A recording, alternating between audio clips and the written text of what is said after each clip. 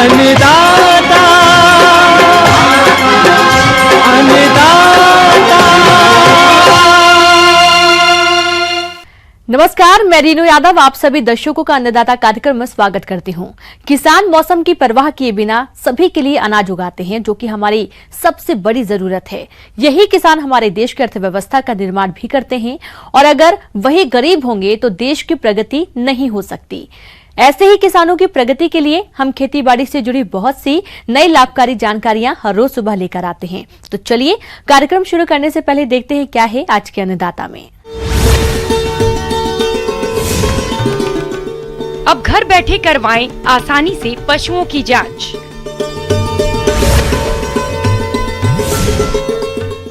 Poly house में टमाटर की खेती करना है लाभकारी।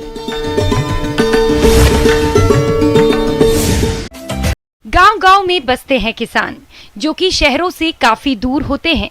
ऐसे में आमतौर पर किसानों को भौतिक सुविधाएं समय पर उपलब्ध नहीं हो पाती हैं। अगर पशुपालकों के परिप्रेक्ष्य में बात करें तो कई बार पशुपालक चाहते हुए भी पशुओं की समय पर जांच नहीं करवा पाते, जिससे पशुओं की परेशानी बढ़ जाती है।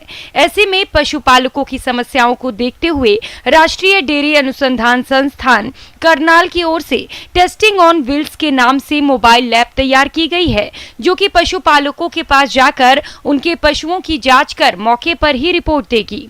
तो आइए इस मोबाइल लैब के बारे में जानते हैं इसी संस्थान के निदेशक डॉक्टर मनमोहन सिंह चौहान से।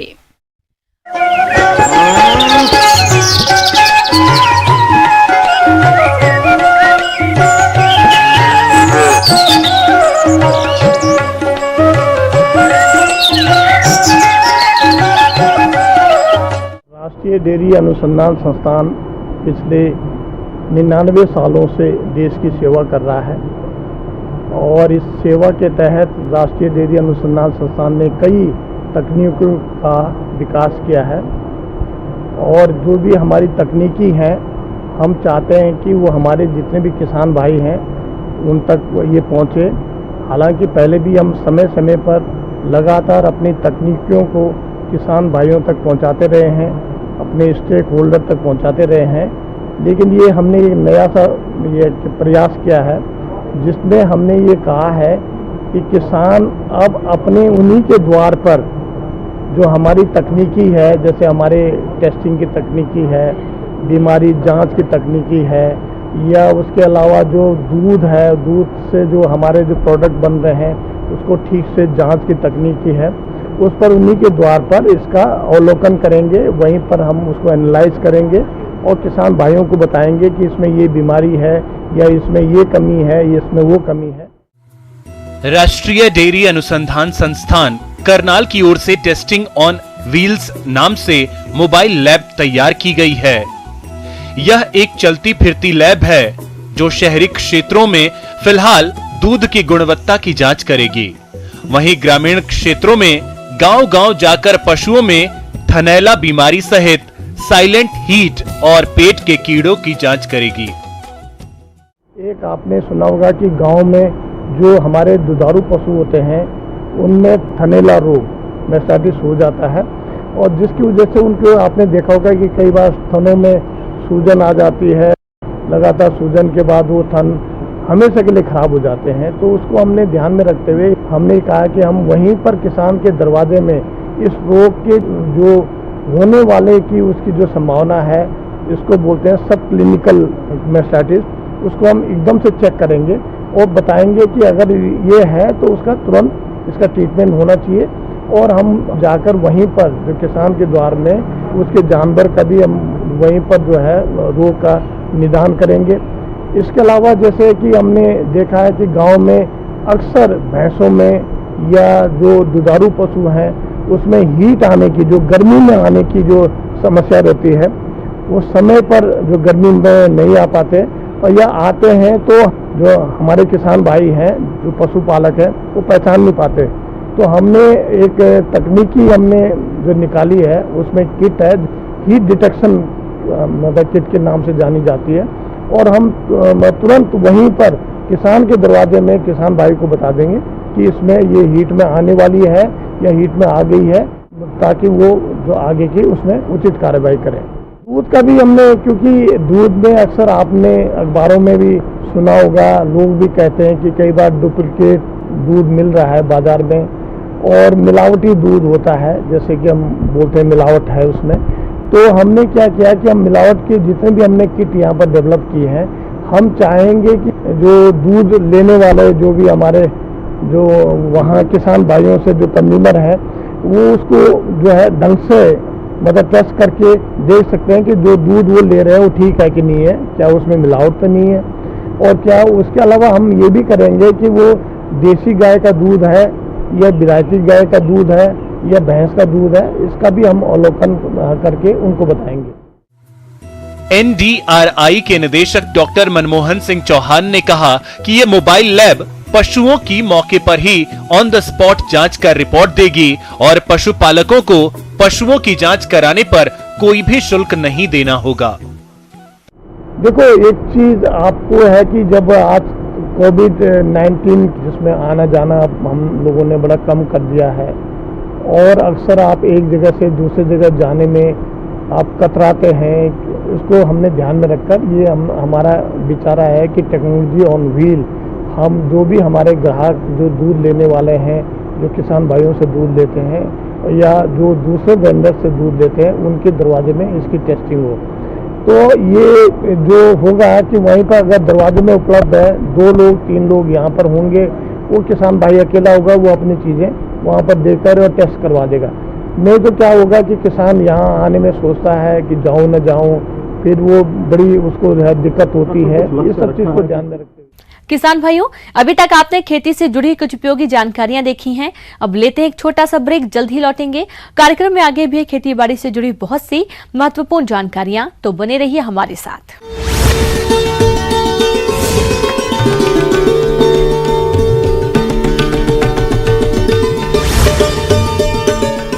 जो प्रदर्शन कांग्रेस ने किया है उसमें ब्रेक के बाद एक बार फिर से आप सभी दर्शकों का अन्नदाता में स्वागत है।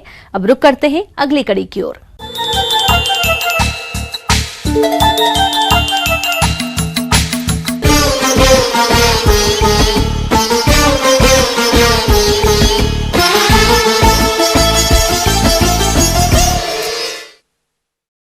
प्रदेश के अनेक किसान भाई टमाटर की खेती करके अच्छा लाभ कमाते हैं।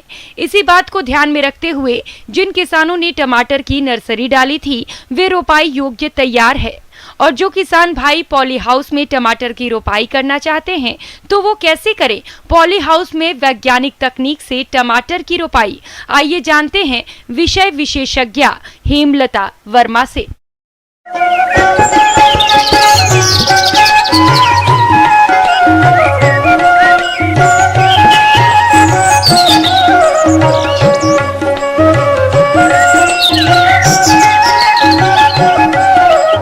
टमाटर की खेती पॉली हाउस में किस प्रकार से की जाए और अधिक उत्पादन किस प्रकार से लिया जाए, इसके बारे में जानकारी देना चाहती हूँ। तो मैं सबसे पहले बताना चाहूँगी कि पॉली हाउस में खेती करने के क्या फ़ायदे हैं। इससे तो हमें एक अच्छी क्वालिटी का उत्पाद प्राप्त होता है, उच्च उत्पादकता हमें प्राप्त होती है। बेमौसम में हम खेती कर सकते हैं, जब हमें मौसम नहीं है उस सीज़न में भी हम खेती कर सकते हैं। और कीट रोग से भी बचाव होता है। पॉली हाउस में खेती करने से हमें कीट और रोग की समस्या भी कम आती है। पॉली हाउस में हमारी फसल के लिए हमारी कौन कौन सी किस्में उपयुक्त रहती हैं, इसके लिए अर्का मेघाली, अर्का सुरभि ऑलराउंडर किस्में उपयुक्त रहती हैं। और किसान भाई जो भी बीज खरीदें अच्छी दुकान से उच्च गुणवत्ता का कंपनी का देख के ही बीज खरीदें, खुला हुआ पैकेट ना खरीदें। किसान भाइयों, उन्नतशील प्रजातियों का चयन करने के बाद अब बात आती है भूमि का चयन, खेत की तैयारी और खाद उर्वरक प्रबंधन की। तो आप कैसे करें इन सब कार्यों को, आइए जानते हैं। तो किसान भाई इस तरह की जगह चुनाव करें जो अच्छी हो, कार्बनिक पदार्थों से युक्त हो, यहाँ पानी ना रुकता हो और बलुई दोमट मिट्टी हो, उस प्रकार की भूमि उपयुक्त रहती है। पीएच मान टमाटर की खेती के लिए 6 से 7.5 पीएच मान वाली मिट्टी उपयुक्त रहती है। अब किसान भाई मैं आपको जानकारी देना चाहूँगी कि इसमें हम खेत की तैयारी किस प्रकार से करें। तो भूमि के लिए हम पहले से अच्छे से जुताई कर लें ज़मीन की और हैरो कल्टीवेटर चला के भूमि को भुरभुरा बना लें। फिर उसके बाद हम जो भूमि तैयार करने के बाद उसमें खाद और उर्वरक के लिए FYM आता है, 10 टन प्रति हेक्टेयर के हिसाब से लगता है। तो हम अपना सड़ी हुई गोबर की खाद अपने भूमि में मिला दें। अगर किसान भाई के पास वर्मी कंपोस्ट खाद है तो 4 से 5 टन सड़ी अपने वर्मी कंपोस्ट की खाद भी अपने खेत में डाल सकते हैं, उसका प्रयोग करें। और नाइट्रोजन 100 किलोग्राम, फास्फोरस 60 किलोग्राम और पोटास 80 किलोग्राम प्रति हेक्टेयर उपयुक्त रहता है। तो इनको जब भूमि की तैयारी के समय अपने खेत में मिला दें और फिर उसके बाद खेत में अपनी पौध की रोपाई करें। किसान भाइयों, इसके बाद बात आती है बेड की तैयारी और पौध रोपाई तकनीक की। तो आप कैसे करें बेड की तैयारी और पौध की रोपाई, आइए जानते हैं। तो इसकी किस प्रकार की बेड हम बनाएंगे अपने खेत में। तो इसके लिए हमारे करीब 1.5 मीटर चौड़ी और 2 बेड के बीच में करीब आधा मीटर के आसपास गैप रखना है, जिससे कि हमें खेत में आसानी से चलने की सुविधा हो। तो बेड तैयार करें तो किसान भाई, आजकल ड्रिप इरिगेशन भी बहुत अच्छी सुविधा है। तो किसान भाई ड्रिप इरिगेशन का ज़मीनें बिछा दें बेड तैयार करते समय, जिससे कि हम उससे सिंचाई कर सकें। तो ड्रिप इरिगेशन से हम पानी भी जो जितना आवश्यकता होती है उतना ही देते हैं, ज़्यादा पानी का वेस्टेज नहीं होता है। तो किसान भाई अपने ड्रिप इरिगेशन से सिंचाई कर सकते हैं। ड्रिप इरिगेशन से हम अपना फर्टिलाइज़र भी दे सकते हैं, जो बाद में पौधों को ज़रूरत होती है। पहले बेसल डोज में फर्टिलाइज़र देते हैं और जब पौधों की मांग के अनुसार हम ड्रिप के सहायता से फर्टिलाइज़र भी दे सकते हैं। इस प्रकार से हमें 2 फायदे होते हैं। तो जिन किसान भाइयों ने अपनी पौध ट्रे में तैयार की है, तो ट्रांसप्लांटिंग करने के लिए 25 से 30 दिन की पौध उपयुक्त रहती है। तो पौध को तैयार करने के बाद ट्राइकोडर्मा विधि से दवा से उपचारित करें, या कार्बेंडाजिम नाम की दवा आती है, उसकी 2 ग्राम मात्रा प्रति लीटर के हिसाब से घोल बनाकर पौध की जड़ों को उसमें डुबोएं। फिर उसके बाद उसका खेत में ट्रांसप्लांटिंग करें। और जो हमारी पौध है उसको लगाने के लिए करीब कतार से कतार की दूरी करीब 1 मीटर और पौध से पौध की दूरी भी लगभग 80 से 100 सेंटीमीटर के बीच में रखते हैं। उसकी उतनी दूरी पर रख के हम अपने पौधे की रोपाई करते हैं। किसान भाइयों, टमाटर की फसल को खरपतवार अधिक नुकसान पहुंचाते हैं, जिसकी वजह से फसल के उत्पादन में कमी आ जाती है। इसलिए आप इसका नियंत्रण कैसे करें, आइए जानते हैं। तो जब हम रोपाई कर दें तो किसान भाई इस बात का ध्यान रखें कि कुछ दिनों बाद उसमें हम देखते हैं कि खरपतवार की समस्या आ रही है, तो किसान भाई हाथों की सहायता से मजदूर लगाकर खरपतवार निकलवाएं। जब हमारी फसल करीब 30-35 दिन की हो जाए, थोड़ी बढ़ने लगे, तो इसकी स्टेकिंग करें। स्टेकिंग मतलब उसमें लकड़ी का सहारा दें, जिससे कि हमारे जो पौधा है सही प्रकार से बढ़ पाए। तो आजकल गवर्नमेंट इसके लिए सब्सिडी भी देती है पॉली हाउस पे। तो किसान भाई अपने कृषि विज्ञान केंद्र या केवीके हैं या अपने जो एडीए वगैरह हैं, कृषि विस्तार अधिकारी हैं, उनसे मिलके इससे जानकारी ले सकते हैं कि किस प्रकार से हम पॉली हाउस का निर्माण करें और इसके लिए हमें गवर्नमेंट क्या अनुदान दे रही है। आगे और भी खेती बाड़ी से जुड़ी बहुत सी रोचक जानकारियां यहाँ पर रुकेंगे। एक और छोटे से ब्रेक के लिए जल्द हाजिर होते हैं।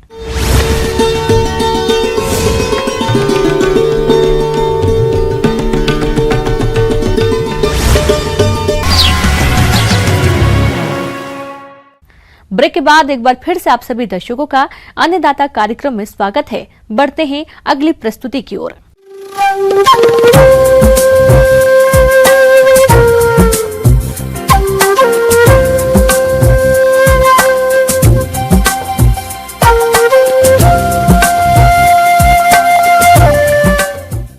मौसम के अनुसार प्रबंधनों पर टिकी आपकी खेती बाड़ी, और इसलिए मौसम पूर्वानुमान और उस पर आधारित साप्ताहिक कृषि सलाह इस प्रकार है।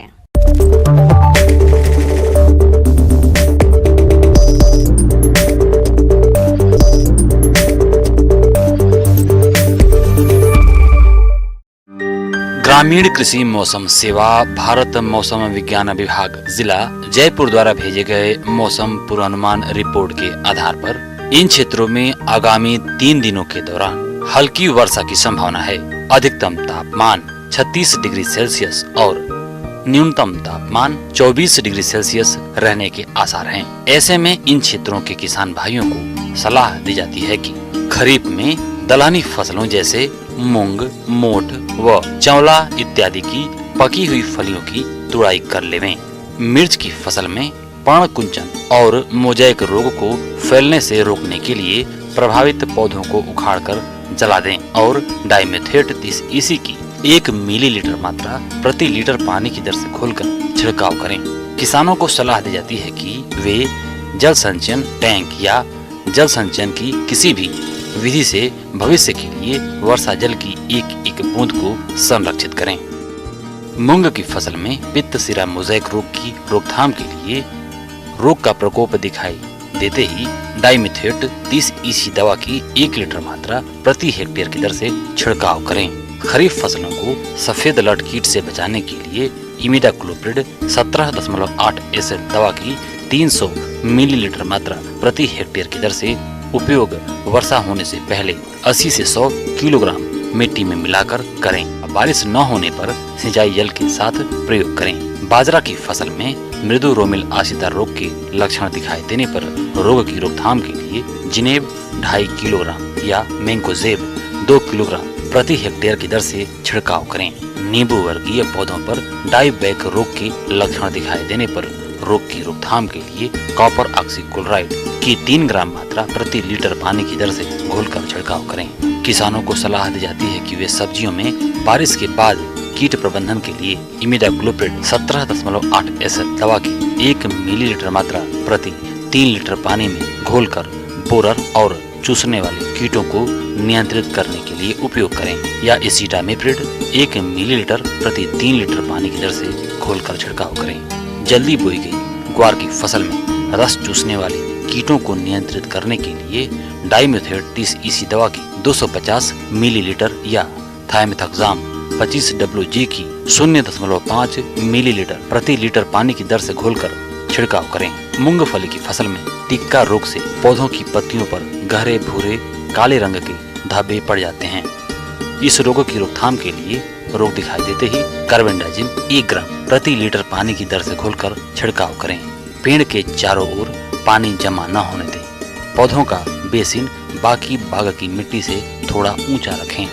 रोगों से बचाव के लिए फलों के पेड़ों की मुख्य टहनियों पर कॉपर सल्फेट युक्त सफेद धुलाई का मिश्रण लगाएं। घरेलू पशुओं को बारिश के सीधे संपर्क में आने से बचाएं। उनके शेड में पानी जमा न होने दें। उनके आवास को सूखा रखने की कोशिश करें। पशुओं का टीकाकरण करवाएं। नाक बहने और बुखार होने पर पशु चिकित्सक से सलाह लें।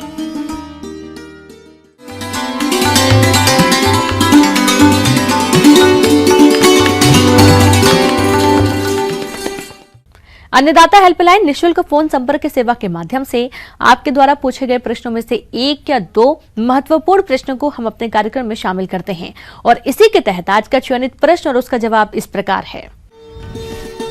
आज की अन्नदाता हेल्पलाइन में हमने जिस प्रश्न को शामिल किया है उसे पूछा है गांव नहरी जिला पाली के विपुल कुमार ने। आपने अदरक की फसल में लगने वाले रोगों की पहचान और इसके नियंत्रण के बारे में जानकारी चाहिए है, तो इसके लिए देखिए कार्यक्रम का यह अंश।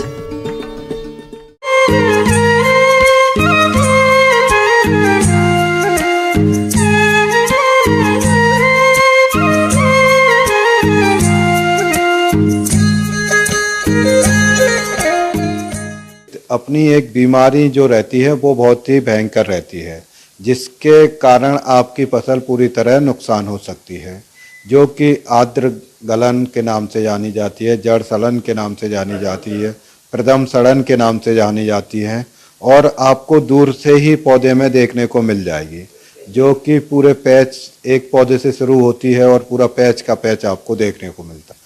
तो फफूंद जनित में आपको देखेंगे कि उसको देखते हैं, पकड़ते हैं, निकालते हैं तो हल्के हल्के फफूंद से आपको नजर आएगा है। तो इस बीमारी को नियंत्रण करना बहुत ही आवश्यक होता है। अगर इसको आप नियंत्रण नहीं करेंगे तो आपकी फसल बहुत ही नुकसान करेगी। जीवाणु उकठा रोग। इस रोग के कारण तने पर जमीन की सतह के पास जलसिक्त धब्बे या पतली लंबी धारियां दिखाई देती हैं। प्रभावित तना व प्रकंद चिपचिपा हो जाते हैं तथा उनसे दुर्गंध आती है। तने को आसानी से खींचकर प्रकंद से अलग किया जा सकता है। यदि प्रभावित प्रकंद के एक छोटे टुकड़े को साफ पानी में थोड़ी देर रखें तो पानी का रंग गंदला या दूधिया हो जाता है।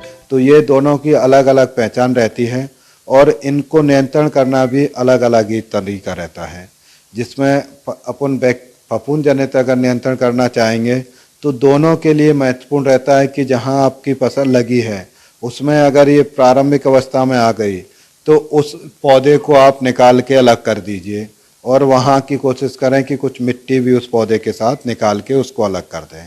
तो वो उस जगह की मिट्टी अगर अलग हो जाती है, पौधा अलग हो जाता है तो उसको फैलने की संभावना कम होती है। उसके बाद अपने को उसमें डेंचिंग करना बहुत ही आवश्यक होता है और ड्रेंचिंग करने के लिए अपनी जो रिडोमिल नाम की दवा आती है उसकी 1 ml दवा, या कॉपर ऑक्सीक्लोराइड नाम की दवा आती है उसकी 1 ml दवा का अपन घोल बना के उस जगह को बढ़िया से उसको स्प्रे करेंगे तो अपना अच्छे से उसका नियंत्रण हो सकता है। उसके बाद जो अपने पौधे बचे हैं उन पे भी इसी घोल को अपने को स्प्रे कर देना। अब आपकी बात आती है कि अगर ये रोग बार बार फैल रहा है आपके खेत में या इसकी संभावना अधिक है, इसको अपने को शुरू से ही इसका निदान करना आवश्यक। इसके लिए जो अपन बीज ले रहे हैं वो विश्वसनीय संस्था से खरीदना चाहिए, जहां अपने को पता हो कि ये बेकार बीज ना मिलेगा। दूसरी चीज़ आती है उपचारित करना। इस बीज को लेने के बाद अपने को बाविस्टीन नामक दवाई आती है, उससे उपचारित कर लेना चाहिए। उसकी 2 से 2.5 ग्राम मात्रा 1 लीटर पानी में मिला के उसको 10 मिनट तक अपने घोल में डाले रहें, उसके बाद उपचारित करके लगाएं। और यह भी ध्यान रखें कि अपने खेत में अगर ये बार बार रोग आ रहा है तो कोशिश करें कि फसल चक्र अपनाएं कि उस खेत में आप ये चीज़ ना लगाएं। इसके साथ ही अब आपकी आती है बैक्टीरिया से जो फैलती है वो भी यही बीमारी है, लेकिन उसके लिए अपने को दूसरी दवा का उपयोग करना चाहिए। यदि जीवाणु म्लानी रोग का प्रकोप होता है तो स्ट्रेप्टोसाइक्लिन 1 ग्राम दवा का प्रति 10 लीटर पानी के हिसाब से घोल बनाकर छिड़काव करें। प्रकंदों को उठे हुए मेढ़ों पर लगाना चाहिए ताकि जमे हुए पानी से प्रकंद व्याधित ना हो। खेत को साफ सुथरा रखना चाहिए तथा बुवाई के समय पौधों के बीच उचित दूरी रखनी चाहिए। रोग ग्रसित पौधों को प्रकंद सहित उखाड़कर नष्ट कर दें तथा उस स्थान की मिट्टी को ट्राइकोडर्मा हर्जियानाम 8 से 10 ग्राम प्रति लीटर पानी के घोल से तर कर दें। तो मिर्जा उपचार के लिए आपकी जो दवा आती है ट्राइकोडर्मा नाम की दवा जो आती है, 1 किलो दवा लेके आप 20 से 25 किलो वर्मी कंपोस्ट खाद या पका हुआ गोबर का खाद है उसमें आप शाम को मिला के रख दीजिए और सुबह अपने पूरे खेत में छींट दीजिए। उसके बाद आप एक बार जुताई कर देंगे तो वो आपके खेत में पूरी तरह से मिल जाती है। तो जो अपने रोग फैलाने वाले स्पोर रहते हैं वो उसके कारण मर जाते हैं, तो आपकी फसल में वो रोग नहीं होता है। इन चीज़ों को अगर आप ध्यान में रखते हैं तो अपनी फसल की सुरक्षा कर सकते हैं और अधिक से अधिक उत्पादन प्राप्त कर सकते हैं।